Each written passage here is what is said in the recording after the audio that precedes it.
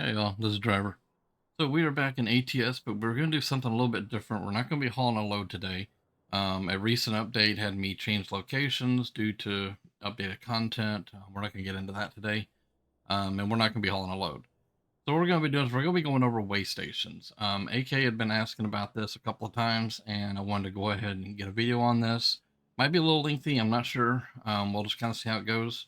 Um, so right now we're at a truck stop right now, and I'll turn my screen here so you can see we're just chilling over here at this truck stop. Um, they're calling it a shell here. I think this actually, we're in Anthony, Texas.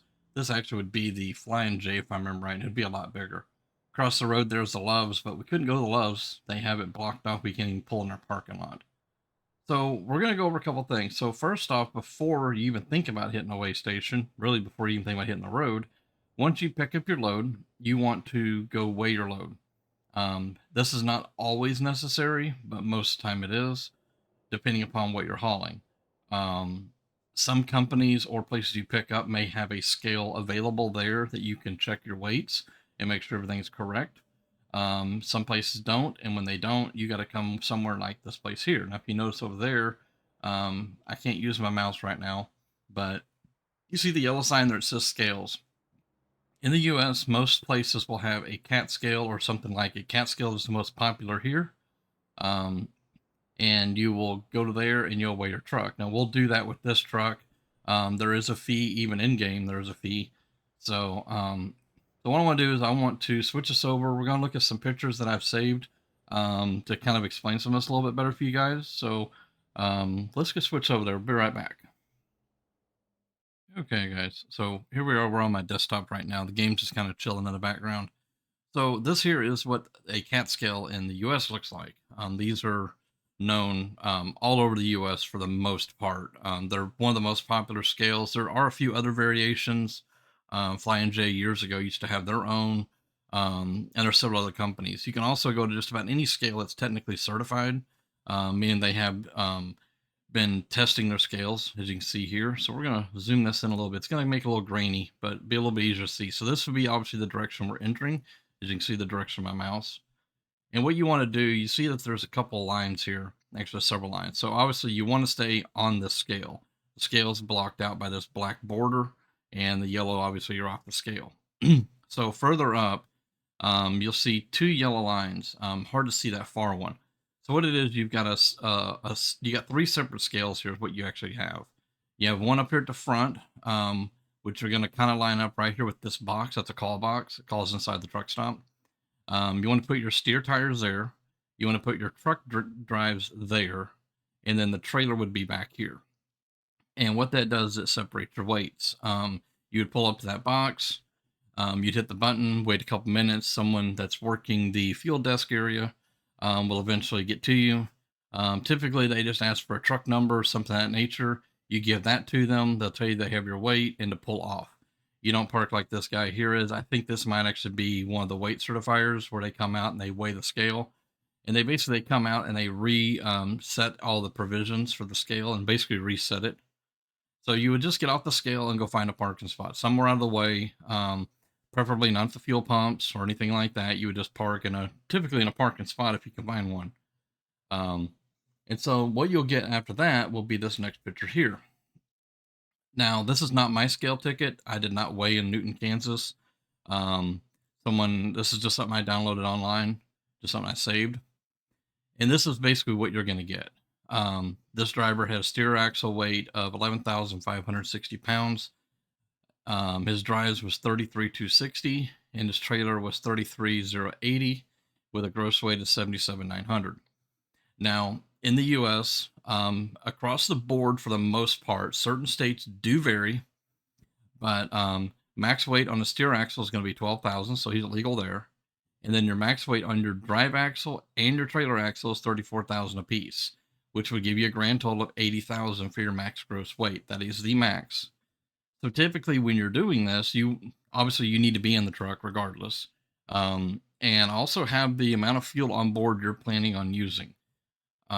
Sometimes you have to run lower fuel amounts just to get down the road. But if you pull in here and say you weigh your truck, and you're not full of fuel, then you turn around and fill the truck up, it's going to be off. Um, so that's pretty much weights and everything there. Your big concern is your gross weight, but also your independent weights here. Those are ticketable offenses, and we can go over that later on. Every state varies on that, and there is a little bit of allowance. Sometimes they'll allow you about 500 to 1,000 pounds over, as long as everything else is looking pretty good. So there's that. And the one thing you also want to pay attention to, like I stated before, is your gross weight. Um, and what you're looking for is knowing how much your gross weight is. There are certain roads, bridges, and such that restrict your weight, how heavy a vehicle can be traveling down that route. Um, but a lot of areas are notorious about putting that in tons instead of in pounds. So I got one more little sheet for us to look at real quick. And this here is just 1 ton to a pound, which this is not actually perfect. Because I do know that 1 ton is 2,200 pounds. So you just have to do your math. I mean, Google's your friend. There's all kind of conversion calculators, stuff like that. So this guy is weighing about 77,000 pounds. So he's at about 39 ton. 40 ton would be your max limit anyways. Now in certain states, depending upon axle configurations, there's all kinds of exceptions to the rule, so to speak. But each state is different on that. But certain states are really strict and some are really relaxed. So it just kind of varies on that.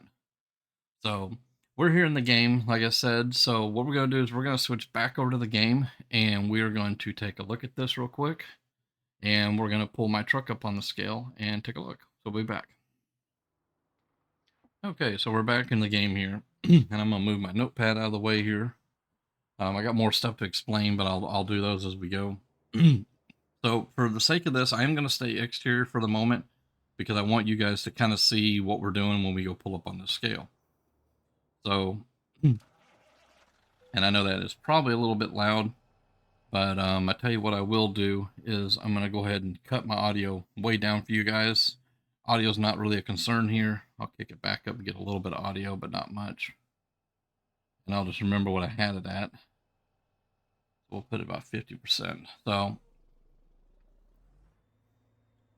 like I said, you're going to want to come over here with a load on, and obviously we don't have a load. But we're going to want to come over here and get on the scale. Can I zoom out a little bit? Zooming leaves a lot to be desired. So in the real world, we're actually going to go back in cab. Because what you're going to want to do is you're going to make sure that you're not going to hit these poles, A, with your truck, and B, with the trailer. Now, it's a good rule of thumb to enter these scales nice and slow. Entering them fast will damage the scales and throw the scaling off track. And also, you don't want to brake real hard. It's kind of hard to do in the game, but we're going to stop about right there. Now we're going to go back out. And what we're going to look at is making sure that our axles are, figures, stupid zoom. But as you can see, I'm okay in the scale. So obviously to get to that box, I would probably want to scoot up a little bit more. But I want to make sure that, of course, zooming is horrible and that. But I just want to make sure that I'm on the scale, my axle group's in the right place. Obviously, my trailer would be there at the back, in that last box. So, and in game here, we'll go ahead and put this back up. You can weigh your vehicle for $10. Now, in the U.S., this used to be $10. In some places, it's cheaper. But for cat scales, they have went up, and I think they're around like 13 or 15 bucks.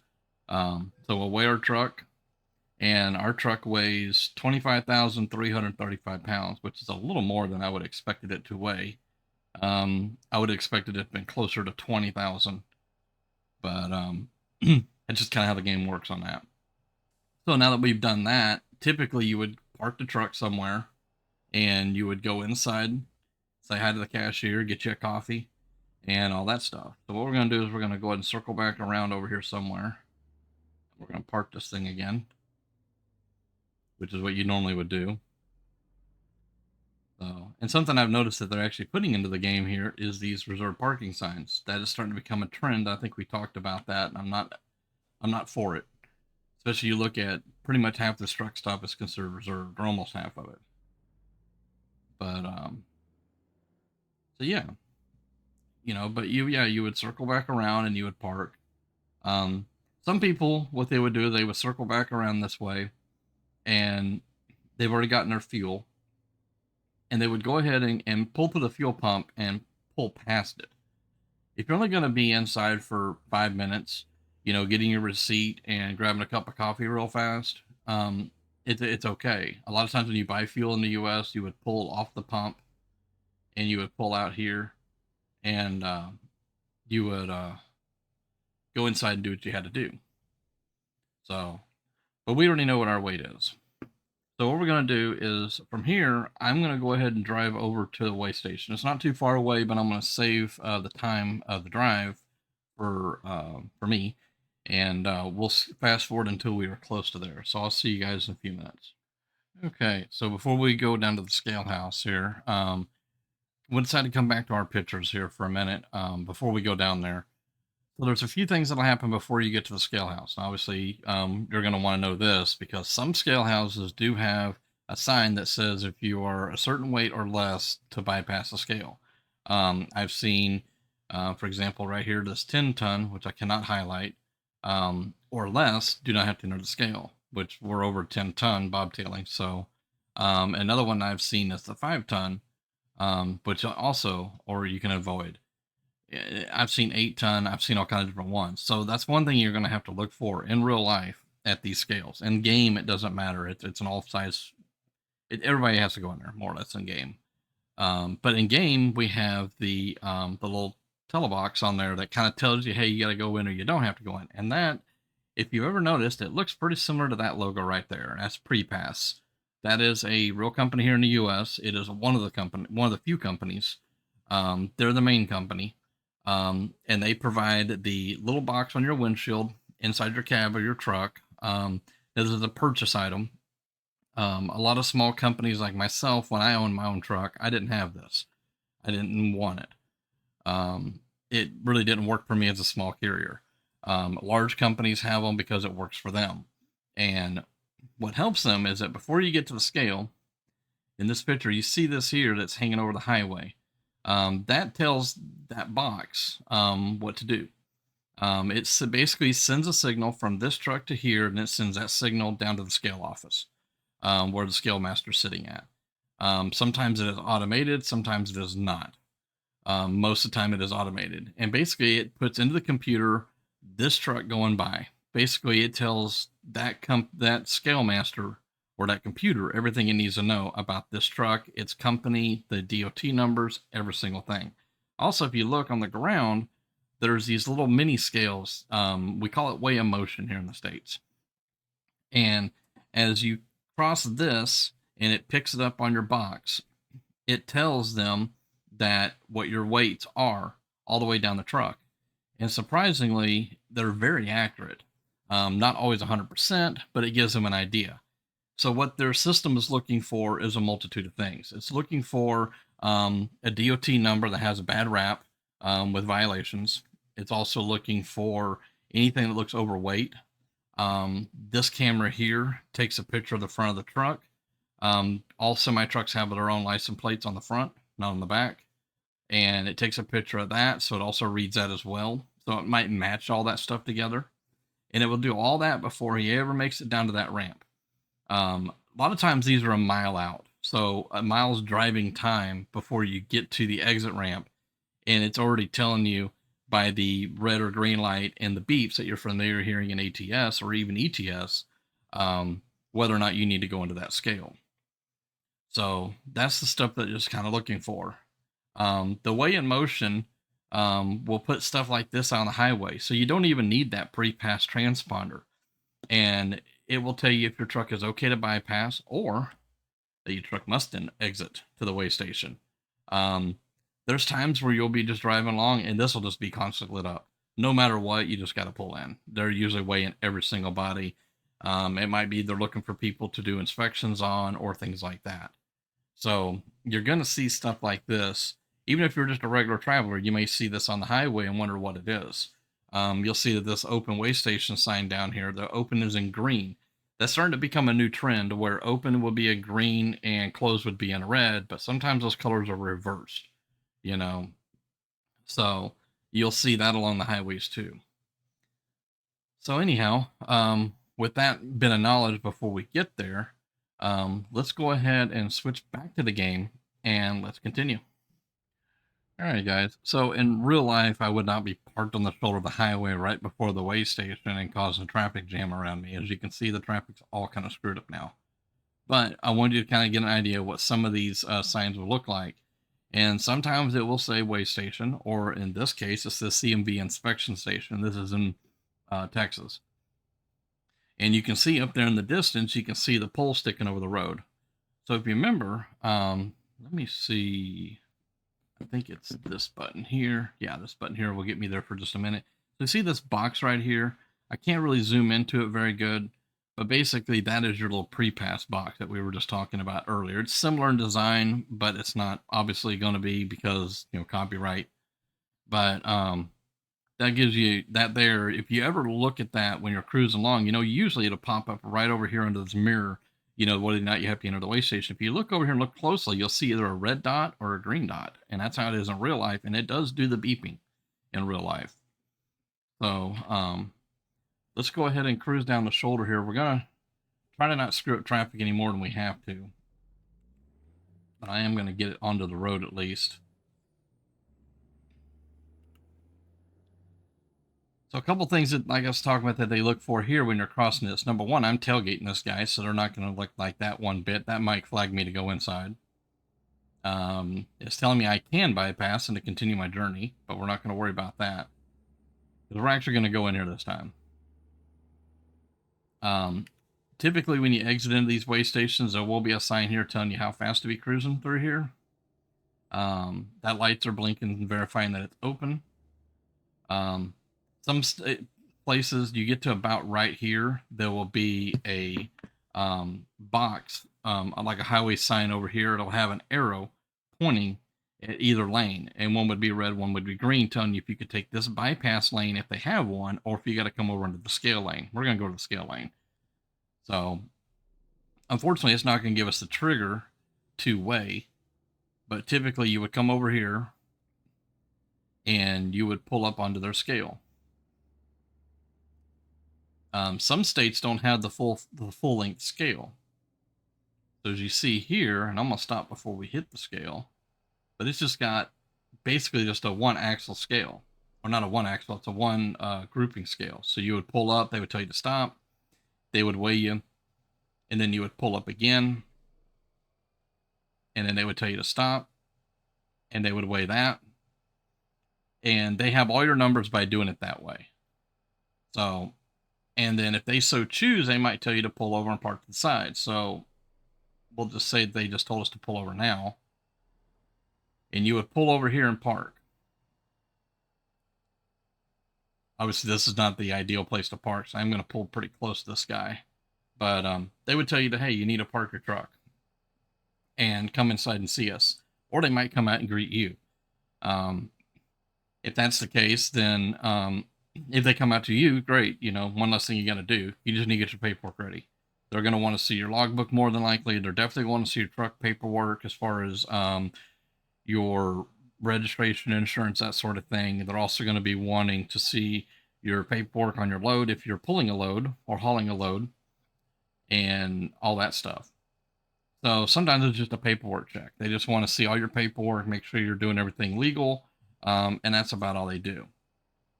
Now, they also might do a complete full inspection on you. They may have a full inspection barn. So obviously I wouldn't want to be that close to that truck, because they're going to have me shut my truck off. They're going to open the hood. They're going to look for all kind of stuff. Basically, it's the same stuff you would typically look for in a pre-trip inspection and your post-trip inspection too. They're going to, and I'm going to put this up here so I got a mouse again. So like I said, they're going to open the hood. They're going to look for oil leaks on the motor. They're also going to be looking for air leaks. With the engine off, they can hear air leaks hissing. They're going to be looking for those. They're going to look around every wheel tie end. So, for example, this corner here, they're going to look behind the tire with the hood open. They're going to be looking for oil leaks at the seals. They're going to be looking at the brakes to make sure the brakes have enough brake pad on them. and that they seem to be adjusted properly, and they will do a measurement on those if they so choose. Then they'll come to this side and they'll do the same thing. And they'll go around and do the whole thing all around. They're going to check the tread depth of your tires and make sure that they are safe for the road, that the condition of the tires are safe, that they're not cracked, dry rotted, that sort of thing. Chunks are missing. If you have a chunk of rubber missing off your tire, it can put you out of service until you have a tire shop come to this location and fix it. You're not allowed to leave. A tire truck has to come here. So you're paying a service fee for a shop to basically bring a truck here to fix all this. Um, so in the event that they decide to put you out of service, and I'll use one that's happened to me in the past, I had a faulty brake switch. It was down the floorboard where my brake pedal is. And what that switch does is it does two things. The switch enables my brake lights to come on when I press the brakes, but also two, it is also measuring the air pressure at that pedal. And what it'll do is it will send a signal off on the dashboard. It'll put a light on the dash, and it will also put a light, a buzzer sound. So let me see if I can scoot this seat up a little bit here. I don't like to sit real close to the seat, but we'll scoot it up a little bit here. So when I turn the ignition on here, you see all these lights come on. And obviously my oil pressure light's on and my battery light's on because the truck's not running. So if your air pressure light comes on when it's supposed to, you're good to go. Also, there's supposed to be a buzzer. Now, certain states say and or both. But I've actually been put out of service because the light worked, but the sound didn't work. And that is down behind your pedals back here. So they're going to be checking for all kind of stuff like that to make sure things are working properly. So if I'm sitting here in the truck, and if I just keep set my park and brake, and now you see my brake light came on because I have the brake set. But if and I'm going to just sit here and do this. Oh, it ain't going to do it with the engine off. So you see how the needle moved under the speedometer? And now the low brake light came on. So that's what they're looking for. Now in real life, there would also be an audible tone that varies upon truck make, but they'll be checking for that. And I actually got put out of service for that, and I was not allowed to leave. I was issued a ticket, but it had no dollar amount to it, but I had to pay a shop to come out and fix it. Now I drove the truck for a company, so they paid for all that. But by the time it was said and done with, $100 part ended up costing me over $700 because of the fees for bringing the repaired mobile truck to me. So it's things like that that you want to keep in check and make sure that you keep your stuff fixed. So like I said, they check a lot of things. If your logbook is out of service, so you don't have enough hours for driving anymore, then come on, give me that back. I'm gonna move my seat while we're sitting there chatting. But if your logbook is not in check, then what they're going to do is they're going to look at your book and say, okay, you're over your hours by this. And there's two different ways you can be over your hours in your logbook. And that's probably another topic for later, but just for a quick one. In a single day, you can only drive 11 hours and be on duty for a total of 14. So if you start your day, say at 5 a.m., you need to be done working by 7 p.m. No, that would be 14. But you can only drive the 11, so you would actually need to be shut down. Get my brain working too. You need to be stopped at 2 o'clock in the afternoon. And if you went over one of those two numbers, what they'll do is they'll shut you down for the night, and basically make you take a 10-hour break here at the truck stop or here at the way station. Also, you can also be out of service because you're only allowed 70 hours in an 8-day period. And if you exceed that, they can shut you down. Now, they can shut you down 3 different ways. They can make you take a 10-hour break and tell you to leave. They can tell you need to do a 34-hour reset, which basically resets your logbook anyways, which is what a lot of truck drivers do. Or they might shut you down for 72 hours just out of being spite. And it's not always spite, but it will feel like spite. So there's a multitude of ways they might shut you down for that. Another reason they might shut you down is if your paperwork does not match. If something doesn't look right. For example, when I did my original scale, I was in Anthony, Texas. I thought there was a scale right when I crossed back into New Mexico, and there wasn't. So I fast traveled to Odessa, and then I came to this scale here, which is in Odessa or outside of Odessa. Now, if I was pulling a load and say it came from Anthony, Texas, and I'm cruising this way, but the load goes to, let's say, Wyoming, they're going to look at my paperwork and go, "Hey, what the hell are you doing, dude?" Um, and then they're going to sit there and have a talk with you about it. They might put you out of service until they figure out why you're doing what you're doing. Um, the chances of that actually happening is very rare, but it has been known to happen. Um, you know, and then the other thing that they may shut you down for is any other violation that they might find. Now, like I said, they check the truck over for all kind of stuff. So some of the stuff they're going to check over is they're going to make sure your wipers actually work and that they work correctly, and also that they spray fluid when you hit your windshield washer feature. They're going to check to make sure all your lights are working, so that your left signal works, your right signal works, your flashers work, all that stuff. So they're going to be checking for a lot of that stuff. And then the other thing they can put you out of service for is if you are pulling a hazmat load that you are not supposed to be pulling. In other words, you don't have the license to pull hazmat. We're just going to step in outside mode here for a little bit. If you're pulling a hazmat load, but you do not have a hazmat license, you are parking. You're done. You will be put out of service until there is another driver there to take over that load, and they're going to verify that. And in the meantime, you got to sit there and wait. If it takes 2 days to get a driver there, it takes 2 days to get a driver there. It's not their problem. If they're nice, they might let you leave the trailer there to go get something to eat and maybe return, but that'll be about it. Another reason you might get put out of service and parked would be for being overweight. Now, being overweight, it really depends upon the officer, and it also depends upon everything that's really going on. If you're very large overweight, they're just going to put you out of service, and they're going to tell you you need to offload some of that product onto another truck. And if they do that, then that means you've got to make contacts with wherever you got your load from, or who told you to go get that load, or your company, or whoever, and say, "Hey, this thing is way overweight, and they will not let me leave the scale." That means another truck has to be brought over, and it has to be hand lifted because there's no dock here. It's going to be hand lifted over. Now, if it is something like, say, a dozer or an excavator, then they're going to know you just didn't buy the permit. You can buy a permit for your weight as long as your axles will allow for that weight. As you've noticed, when we pull some like the dozers, things like that, they'll be on a 3-axle trailer. So a 3-axle trailer, it's not 34,000 pounds that's allowed there. It actually goes up to 44,000 pounds in most states. But it puts the whole truck overweight, over that 80,000 pounds. So you have to get a permit for the weight.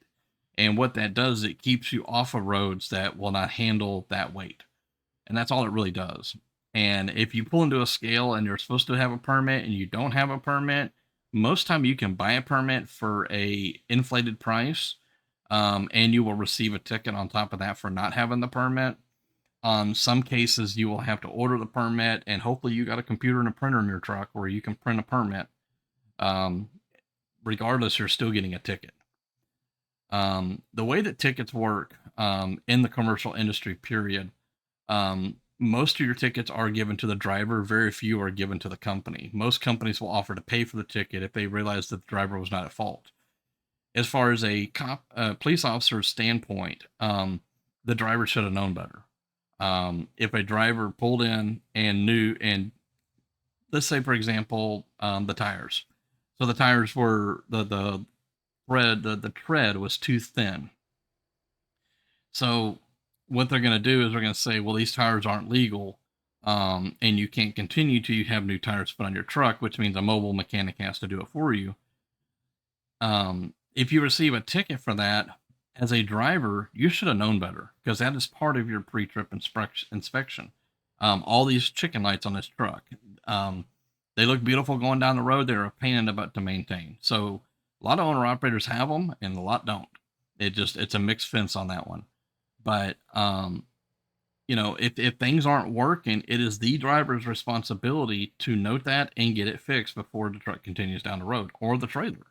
Any problems with the trailer should be corrected before it's ever pulled down the road.